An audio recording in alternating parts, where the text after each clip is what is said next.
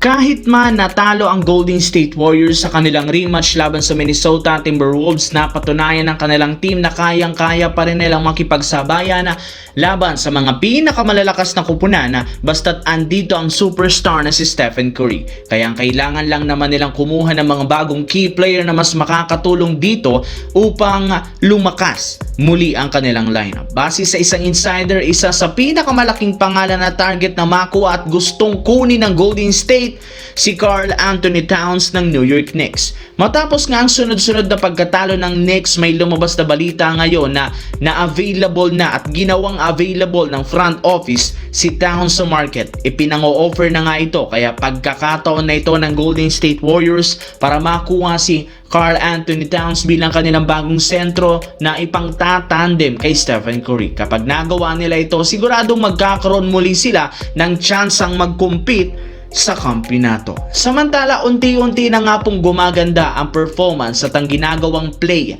ng Los Angeles Lakers sa kanilang huling dalawang game laban sa mga teams ng Dallas Mavericks at Chicago Bulls. Ang isang problema lamang ngayon ang pag-struggle ng kanilang starting center na si DeAndre Ayton na hindi nga po nagugustuhan ng ilang mga fans. Maging si Luka Doncic unti-unti na rin namang hindi natutuwa sa napakalamyang laro ni Ayton. Sa body language nga nito sa loob ng court, mukhang gusto na lang naman itong makasama si Jackson Hayes bilang sentro. Hindi kagaya kay Ayton, mas physical, mas masipag nga itong maglaro. Nakikipagbanggaan at gumagawa ng solid screens. Mas maganda rin naman ang chemistry nilang dalawa ni Hayes dahil athletic nga ito kung saan kayang-kaya niyang kunin ang mga lob passes ni Luka. Kaya hindi natin masisisi kung mas gusto ni Luka Doncic na kasama si Jackson Hayes kesa kay DeAndre Ayton na malamya nga sa ngayon ang nilalaro.